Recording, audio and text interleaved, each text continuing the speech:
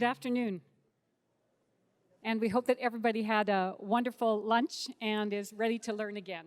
I'd just like to say thank you to Anna for inviting me here. It is a wonderful opportunity to be able to interact with my Brazilian colleagues and learn about what you're doing, learn about some of my international colleagues, and tell a little bit about the story of my school district.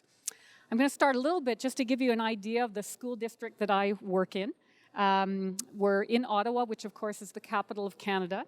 We have 70,000 students from kindergarten to grade 12, and we work in a very, very diverse population. About 23% of the students in my school district speak a language other than English in their homes. And they have a total of over 90 different languages, so it's a very, very diverse population. And our challenge is to make sure that we're doing great things with our students every day in all of our schools and in all of our classrooms. So I'll tell you a little bit about our journey. In the presentation, I'm going to talk a little bit about the context. All of us, when we're talking about reform, we all have to do that reform within a context. And so a classroom is part of a school is part of a school district, and a school district is part of a government plan for education. And so all of us have to work within those confines. One of the things that we did, or one of the things that the government of Ontario did, was that they decided in 2009 to put a balance between not only student achievement, but well-being as well. And so they were moving to an agenda that was more of a balanced agenda. And this was in a province that has 2 million school-age children with 72 different school districts local school districts responsible for that education. And so in 2009, they began to switch the curriculum over to saying not just student achievement, but student well-being. And what does that look like? They came up with, and they've had 3 priorities for the last number of years. The first one was student achievement. I think we all, in all of our countries, search for that high levels of student achievement. And of course, we start off with literacy and numeracy, and then we look at the other subject areas as well. The second thing that they wanted to really put a push on was the concept of equity. And again, in a province where we have so many different learners, different backgrounds, different cultural backgrounds, different language backgrounds, different socioeconomic levels, we wanted to make sure as a province that we're constantly thinking about what's the gap between our learners. The third thing, and I'll jump down to the fourth, is the concept of high trust and high confidence in public education. Probably the thing that I can tell you that's the most unique thing in Canadian education is that we have 96% of our students that attend publicly funded schools. It has a huge impact on our ability to make sure that we can deliver good programs to all students. And so that's a major piece. The piece that was new to this agenda this past year was the piece on well-being. And you can see that the government is trying to expand their definition to what they mean by well-being. Basically, it's 2 things. The first thing is that not only do we think about how students are achieving in the academic areas, but we're also thinking about the supports that students need to be successful. For example, in our country, and I'm sure in yours, many of our students have issues with mental health. And so one of our responsibilities as educators are to make sure that we have supports in place to be helping students be ready to learn. And so we've done a lot of work there. Another area is to make sure that we're teaching our students how to be well. And that's a concept that as educators we haven't done a lot of thinking. We did a lot of thinking about what does it mean to have the skills to be able to read and write and to be numerate, but we haven't done a lot of thinking about what are the skills that we need to teach children to be well in their future economic lives as well as their future personal lives. So that's a change in our direction. I'm going to talk a little bit about our school district and how we came to be doing this work together. So we have a new strategic plan that has just been developed by the 12 municipal politicians that look after my school district. And you can see some overlap with the goals for the province and the goals for our school districts. So we talk about learning, we talk about well-being, we talk about equity. We're also talking about engagement. because in our school district, we put a really high premium on making sure that every student is engaged and connected to their learning. That's so much about what this conference is about. Secondly, we know that for the children to be engaged, our professionals have to be engaged. The teachers have to be believing in the work that they're doing with their students and be supported to be doing that work appropriately. And finally, our parents and our community. We know that the research is very clear that parents that have a connection to their child's education have an incredible impact on student achievement. So those are some of the kinds of things that we're working on. The last piece is stewardship. And in our country, when we take a look at, we have lots of data that talks about that speaks to us about how schools are performing, how children in schools are performing. In Canada, we take the approach that if a school's student achievement is lower, we're not punishing the teachers, we're not punishing the administrators, we're not punishing the children, and we're not punishing the families. What we do is support. And so as a district, what we're doing is we're saying, how do we make sure we know the schools and the populations that need extra help, and how do we make sure as a school district that we're providing that? This is a quick picture, and you look at the bottom of this page, and it talks about exit outcomes. And I'm going to tell you the end of the story, and then I'm going to go back and say how we put it together. The exit outcomes are our 21st century competencies that in our school district, our community, our students, our staff, and our parents have said, these are the things that are important for our learners. So I'm going to talk to you about how we came up with them. Normally, when you start with something, a big, broad vision, like what are the 21st century competencies that we'd like to have in our school district, usually you talk about that first, and then you go back and you design the inputs. But like you, we have some things that we have to work within. And so in this process, we worked a little bit in the other direction. So we started to think about what are the things that we know that we have to work with. So on the right-hand side, you see curriculum documents. In Ontario, it's the same curriculum across the entire province. All the different subject areas, kindergarten to grade 12, and there's a year-by-year curriculum. The advantage in our curriculum is that it's a curriculum that's quite open-ended. It provides some general guidance to teachers as far as what are the key competencies that children are to be learning in each of the different subject areas. But what's interesting is it doesn't tell teachers how to be doing that. That's the professional responsibilities of teachers within schools talking together, school districts allowing for that communication to happen, and then teachers executing that in their classrooms. So there's a fair amount of variability across our teachers about how that looks, but there's a common what. The common expectations and the common competencies in each of the subject areas are the same. Second thing that we have to work within in the province of Ontario is how we assess, evaluate, and report out on those competencies. There's a common report card for all students, kindergarten to grade 12, right throughout the province. And one of the things that this document, and you'll notice that in the package, and you'll have the copy of it, you've got links to it so you can go in and take a closer look at these documents if you're interested. One of the things that it represents is that there's a series of learning skills. And so the learning skills are already defined in that Ontario curriculum. And they talk about things like self-regulation, like responsibility, like the ability for a child to be able to organize their work. So those competencies are already built into the expectations that teachers are expected to be teaching as well as assessing. The one thing that I think has been our greatest learning in Ontario is that these things have to take place connected. They can't be separate. So we try to make sure that there's a balance between teaching the academic curriculum as well as the learning skills at the same time. We don't separate those two pieces out. In our school district, in about 2005, we had a conversation with our community about values. And so we came up with, in addition to what will the children be learning academically, what are the learning skills, we also talked about the values that were important to our community. And that took place in 2005.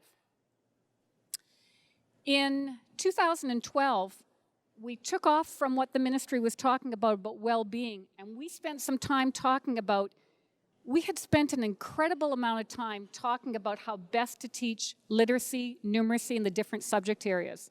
We refer to that as pedagogy, we refer to that as instructional practices, and we spent an incredible decade working with teachers and administrators on really looking at research-based best practices and putting those into place.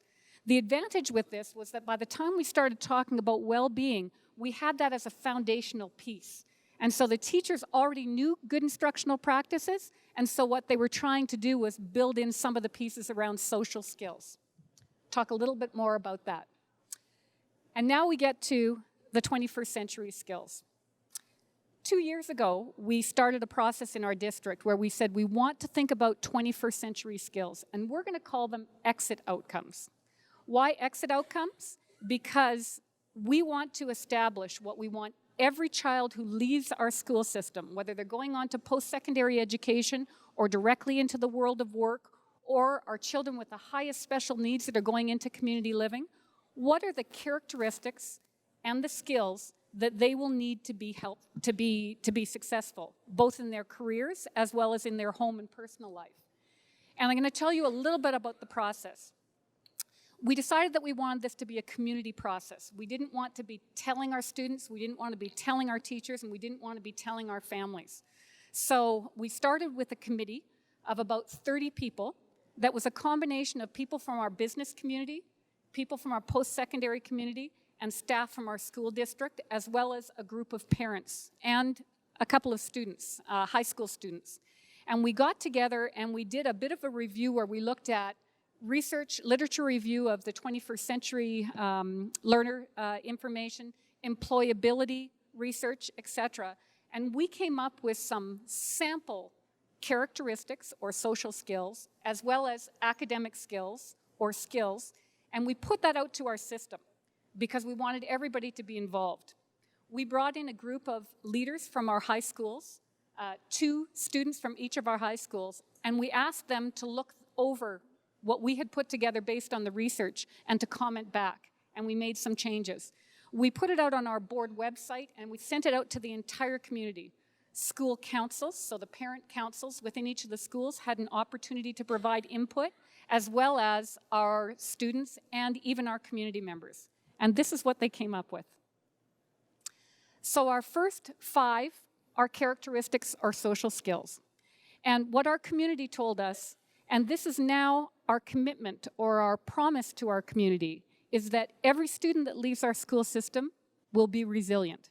Every student will be globally aware. They live in a different place. They will be able to work collaboratively. They will be able to be in an environment where they can work innovatively and creatively and will be able to work like that later in life, and that they'll be goal-oriented. They'll understand that when they have a job to do, it needs to get done. This is what our students, our teachers, our administrators, our politicians, and our parents said were the most important soft skills. And so we're weaving that into the work that we do in our school district. On the other side is more the academic or the cognitive side. And so they described to us what they would like us to have.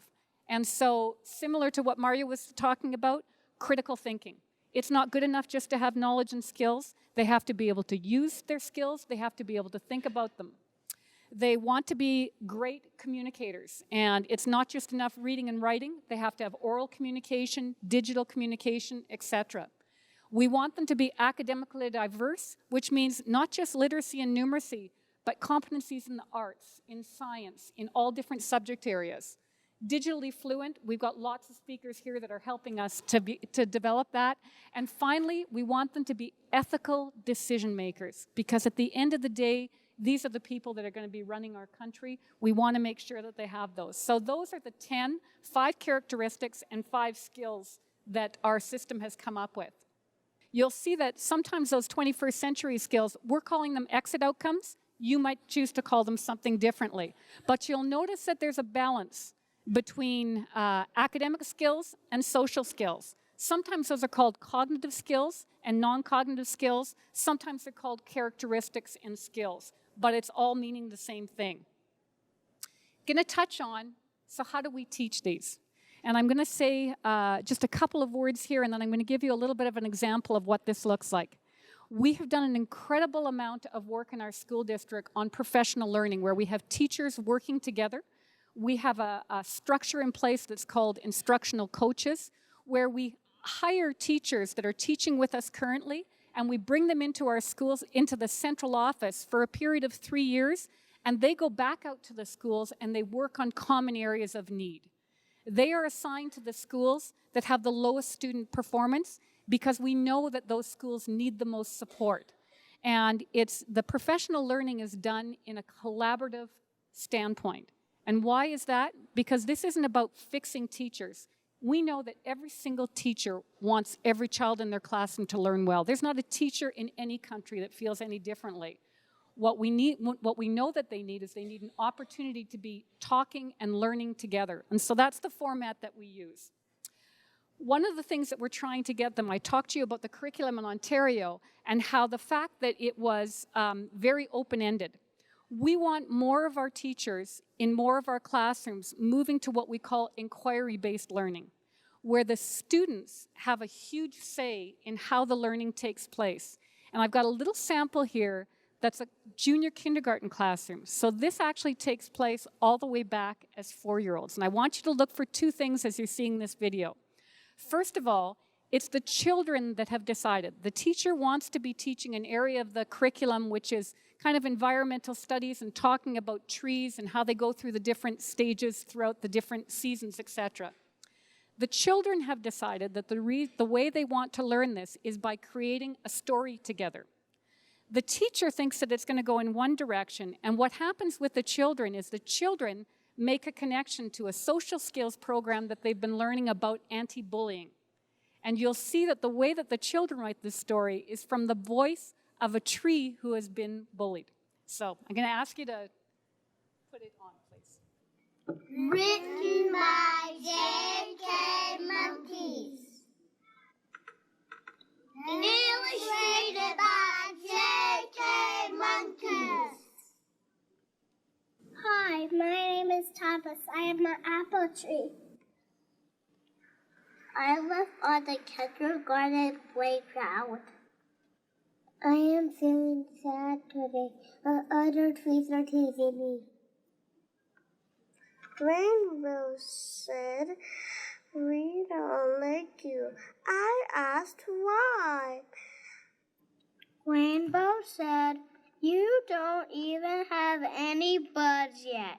I will get them soon," I said. "We still don't like you," she said. "Why? I'm a nice tree," but Rainbow didn't answer. "I need to use my wits," I thought. W's will walk away. I can walk, I'm a tree. Eyes for a look, I don't want to look there, hiding my face. Teeth for talk it out. I tried and didn't work. I said for seek help. I need to tell the 3 teachers. 3 teachers I called. "What, Thomas?" she asked. "The other trees are hurting my feelings." "Oh," 3 teachers said to Rainbow and the other trees. "Please stop teasing Thomas. You'll make him feel sad." Rainbow said, "But we're sad too. Oh, it's not fair. All the tutors go around him." 3 teachers said, "We can ask the children to roll tulips around you too. You still need to apologize to Thomas." "We're sorry, Thomas," Rainbow said. "That's okay," I said. The new tulips will look beautiful. I feel better now that I use my wits. The end. So that gives you a little piece it's funny, as a director of education, every once in a while I'll have a principal that will send something to me, and I just happened to receive this just a few days before having to send in the presentation, and I thought, this is a perfect example of what happens in a classroom that has good instruction. What have we seen here as far as the competencies? The children are covering the reading as far as oral reading and reading comprehension. They are following the writing curriculum where they're understanding that there needs to be a beginning and end to a story. They have built in the social skills. The teacher had no idea that they would make a connection between what they were learning in the academic skills and the social skills. It was the children that integrated that, not the teachers, but the teacher was confident enough to allow them to go in that direction. Finally, the students, even our 4-year-olds, had a voice in how they were learning. What's missing? A good teacher will know, of course, that this teacher realizes that they didn't get the science part of the curriculum.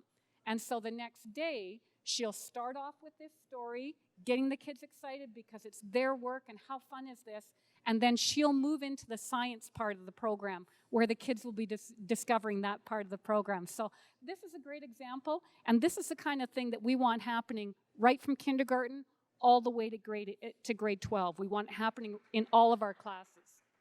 The very last thing that I'm going to share with you is how will we assess them? Very quickly, teachers do the assessing in our system. We have confidence in our teachers. They know their curriculum. They will decide how students are progressing in our social skills and our academic skills. Secondly, in the area of social skills, because this is a new part, so there's 5 characteristics, we're developing a district-wide self-assessment tool that will be for students in grade 7, grade 10, and grade 12, and they will assess themselves. So it will be a rubric that will look at resiliency, for example, and it will describe levels of resiliency. And the students will put themselves, they'll place themselves, and then they'll go back and check again in grade 10 and again in grade 12. We'll use that district information, we'll pull it at a district level to see of the 5 characteristics, are our students feeling less confident in one particular area? And if it's that particular area, for example, collaboration, then we'll spend lots of work with all of our teachers making sure that the kids are learning in a collaborative environment and that they're developing those collaboration skills. So that's how we'll use it at the district level. The final piece is that we're involved in an OECD study, and I've left the link here if you want to take a look at it. It's an OECD study that's kind of the parallel of a PISA assessment. PISA looks at academic skills. This assessment is going to be looking at social skills. Very last comments just as I finish off. Is it working? Our move towards a curriculum that is balanced and is based on good instructional practice and pedagogy in the province? Yes, we believe it is. In the last 10 years, we've gone from 68% of our students in the province graduating from grade 12 to 83%, and our district is right at the same level. So we think it's working. And how will we know it's working?